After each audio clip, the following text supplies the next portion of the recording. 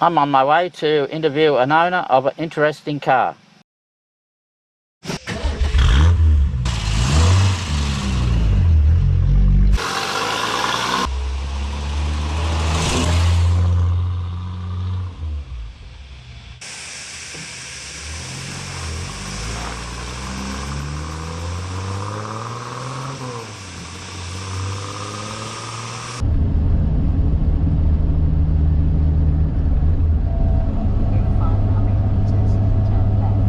I'm just on my way to interview Philip about his Group C Triumph Dolomite Sprint race car.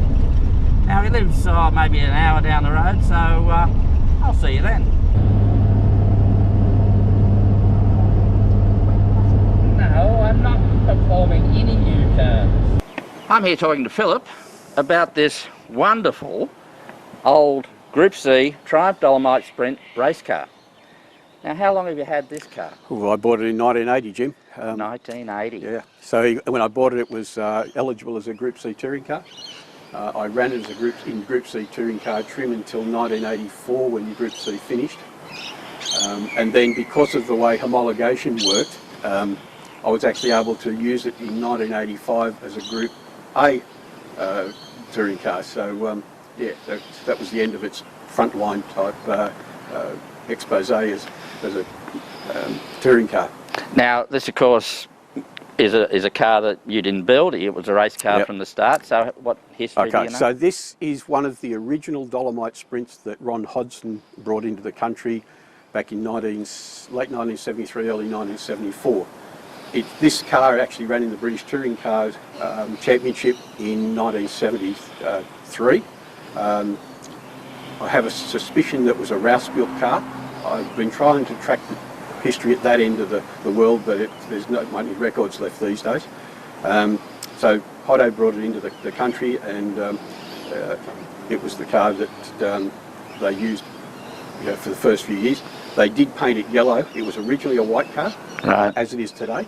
They did paint it yellow for a while because all of the Dolomite Sprints sold in Australia were yellow. Yep. They wanted to relate it to the road cars because Ron Hodgson's were selling Yep. Triumph Dolomite Sprints as road cars. Yep.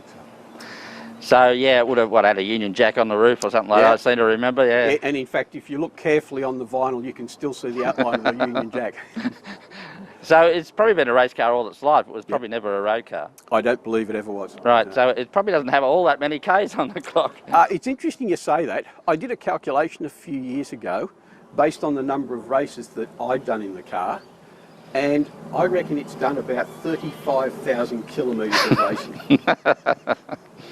So it's a bit like Grandpa's Axe. It's had Yeah. a number of engines, a number of gearboxes, a number of rear axles. So, yeah. Yeah. Yeah. Well, the problem with race cars, and I know from rally cars, even if you track all the history, it's not necessarily the car that actually raced at a certain race meeting or. Yeah, in the early days of this car, it had something that was relatively unique. It had a double colour banded windscreen. Right. So it had a colour band across the Oh, bottom yeah, and yep. across the top. Yep. And if I look at it, I think this was the only car that had that. Yep. And if I go back to the old photos and look through, I can actually pick out that Yeah, it's this yeah, car. yeah. And the other thing is this car has a UK roll cage. So Right. if you look at the cage, it's very small diameter tube compared with the current specs. Yep. Yep. And it's a genuine alley, UK built, FIA approved Right. cage when it was as a new car. Yep. Yep. Yep. Yep. Now, for the uninitiated, let's talk about the car itself. It's a 2-litre 16-valve single overhead cam engine. Yeah, the engine actually won a design award for Leyland, or Triumph I should say, when they first introduced the car because it was a 16-valve motor but with only a single camshaft. Yep. So the camshaft operates directly on the inlet valves, and it's got a set of rockers that operate on the exhaust valves. Right. Yep. And that's running through a 4-speed overdrive gearbox. Yeah, 4-speed overdrive gearbox that operates on 3rd and 4th gear, so effectively a 6-speed gearbox. Yep. Yep. And it's a live rear axle arrangement. Live rear axle. It has a power lock limited slip diff in it. It had modified axles because one of the problems that these cars suffer from in racing trim is that there's a lot of axle flex, and they fill the rear brakes with diff oil. And they did a modification early on where they put an intermediate bearing in. Right. They were troublesome, they were not all that reliable. I've actually swapped that out and it's now got modified Vanguard axles in it, which are nearly twice the diameter. Oh, right, yeah. That seems to work all right. Yeah, I've tried many a thing to stop that oil getting in, and I haven't really solved it. It's one of life's problems. Yeah. Now, any race car or motorsport car is not going to get through its life without having a few mishaps. Have you had any mishaps in it? The biggest accident it's had since I've had it, it was actually stopped. Right. I had an engine problem at Oran Park back in the days when we were racing at Oran Park, and parked it up against the concrete wall coming onto the main straight because that was where it stopped. Yeah. I was so close to the wall I actually had to climb out the window and then onto the wall. And this was in practice, it wasn't even in a race. The field went past the car twice, and then somebody decided they were going to be a bit ambitious under brakes, locked it up and slammed into the back of it while it was stopped. Right. So there was a fair amount of panel damage done on the rear of the car. Yeah. Apart from that, it's had a couple of doors over the years. I think I've never replaced a front panel. There's been a few panel beating exercises. And the nice thing about old cars, they're made of thick steel, so Yeah, the panel beaters can actually panel beat them rather than tear them apart when they're trying to do anything. Well, all the funny steel they have now, they can't even panel beat it either, or right. weld it and what have you. Yeah. Look, look, everyone varies on their opinion on race cars, rally cars. Some are in pristine condition, and it doesn't quite gel. They need to have a few scratches and faded paint and what have you. I've painted this car twice in the time I've had it. Right. The first time I painted it, I reckon I reduced the car's weight by about 4 or 5 kilos because there was so much bog and so many coats of paint over it. Yeah. And you're right. I mean, if you look underneath this car, the chassis rails have got dents in them where it's been jacked up over countless years. Yeah. It's not going to win a concourse. Yeah. But I know its history, and it's the original car. So it's never been reshelled or anything else like that. Yeah, well, that's a good thing to see. Now,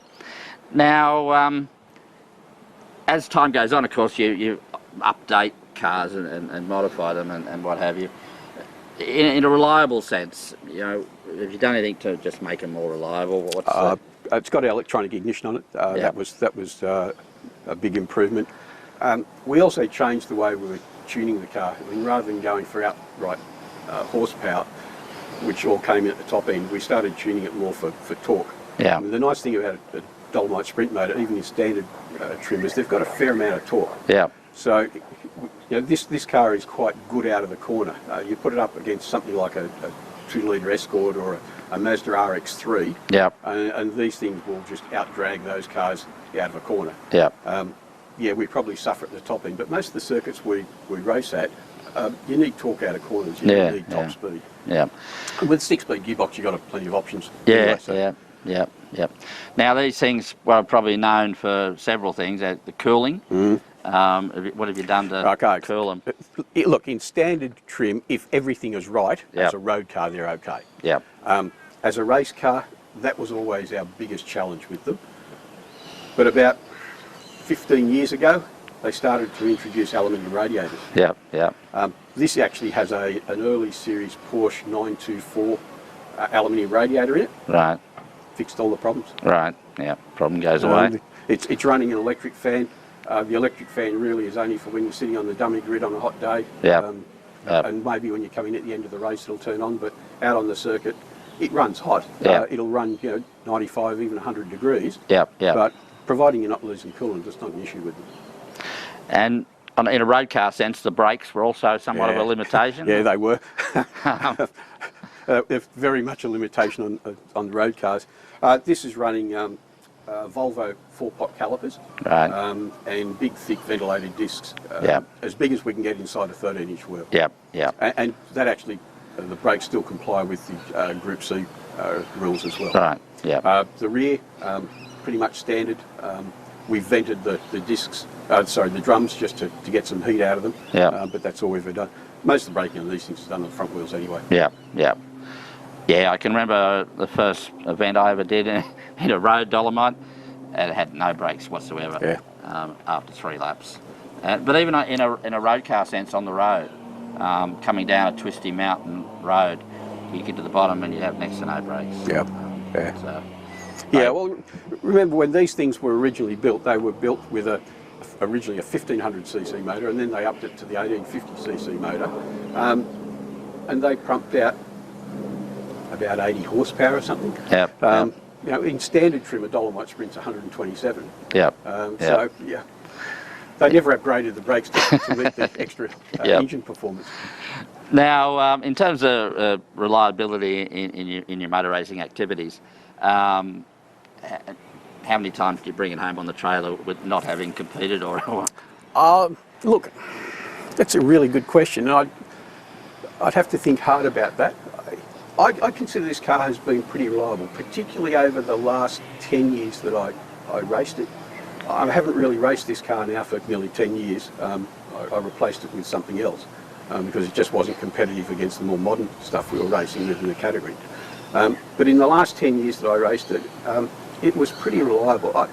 There was a period for about 4 years where I think all I ever did to it was brakes, wash it, change the oil, Yep. and that was it. Yep. But that catches up with you, and then in the last 12 months, there's an engine and a clutch, and so it hasn't been too bad. Certainly in the early days, and we were still learning a lot about the car then. We probably brought it home 50% of the time, not going. Yeah.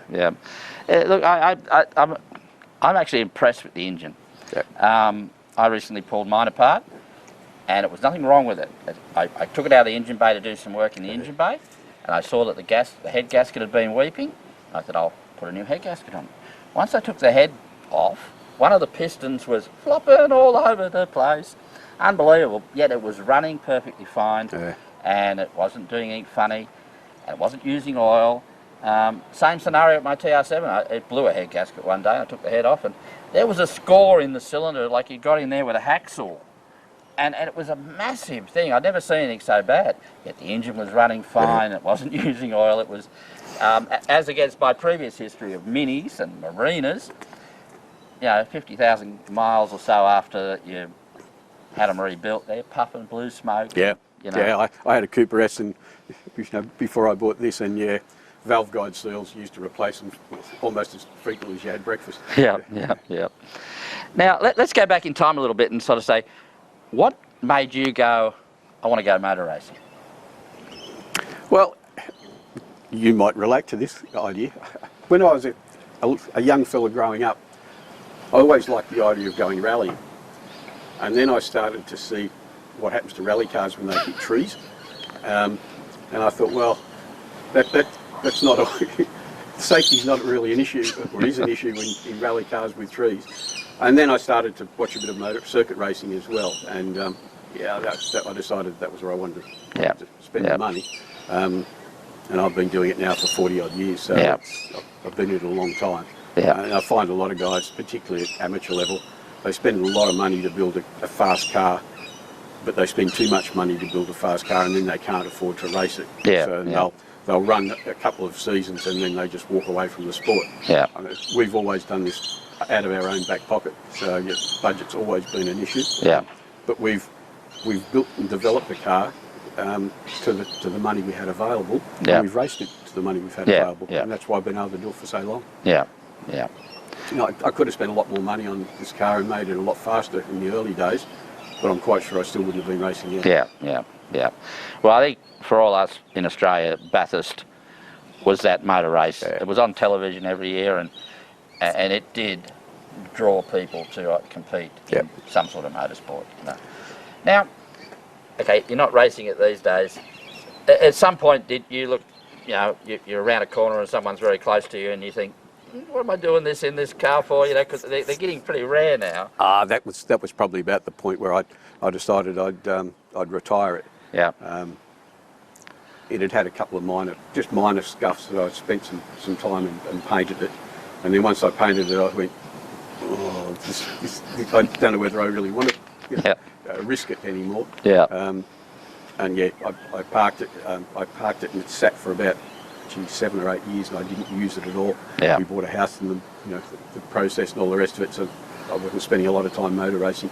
And then I decided I'd take it out and do a super sprint with it, and it dropped the valve. Yeah. And that was probably because it had been sitting around for so long without being used. Yeah. So I built another motor for it, and that was when we moved house, so it's taken sort of 4 years to get it from the engine stand and into the car, because my other race car seemed to be consuming a lot more time than I had available to spend on the dolly.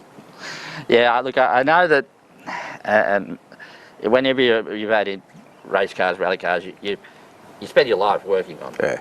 And I know, the last event I did, I'm sideways around a corner, there's a tree right in front of me, and the first thing that hits my mind is, I don't want to have to fix this.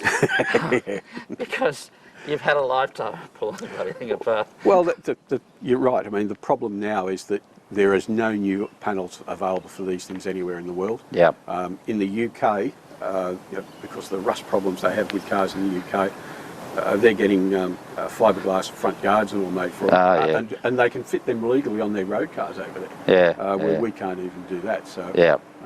I have got a few panels tucked away in the back of the garage in case I ever need them. Yeah. Hopefully I never will now. Now that I've got it running again, my intention is to start using it regularly to do some super sprints and the like. Okay, so yeah, you are planning to keep using it. And, There's an event out at Eastern Creek on the 4th of July called the Rolling 30. Right. And that's for older race cars and rally cars. Yeah. And it's really a demonstration type day. So I'll take it out and give it a run on that day. Well, that's good to see. I have, as a rally person, I have noticed that race cars do tend to survive rally cars. Well, it's interesting you say that. I watch a lot of YouTube video from rallying and that, particularly overseas, and I've come to the conclusion that there's been more Ford Escorts written off over the years than there were ever made. Well, you can buy a brand new Ford Escort in England now. They remanufacture everything and actually will build you a Ford. Yeah. It's no much. The rally world is a bit different to racing, and there's not a lot of Ford Escort in a Ford Escort. I was interviewing someone about a car the other day, and a Ford Escort up on a hoist, and there was no Ford Escort there. It's interesting you say that, and that was one of the prime reasons to stop racing this thing full time. I competed in improved production, run the New South Wales Improved Production Championship for nearly 20 years. And in the early days, when Escorts were Escorts, we used to have some really great Dysons. I mean, the cars were very similarly matched, and it was really good. But the Escorts that are still running in that category, they're all running Zetec motors and fancy 5-speed gearboxes and Mazda rear diffs and all the rest of it. Yeah. Because they had the advantage that under the rules that we raced, you could fit later motors to that car, providing it was from the same manufacturer. Yeah. There was no later motors. No later models. They don't even have loose springs in them. They've got a coil spring arrangement, So I must admit I'm not that interested in that. Okay, so is this car going to be one of the cars you go to your grave with, or if someone come along with a big checkbook and you'd sell it? If they came along with a big checkbook, I'd probably part with it. I was keen to sell it 6-7 years ago, but no one wanted to pay what I thought it was worth. I mean, at that stage, Escorts, which with a race history, were changing hands for $100,000. Yeah.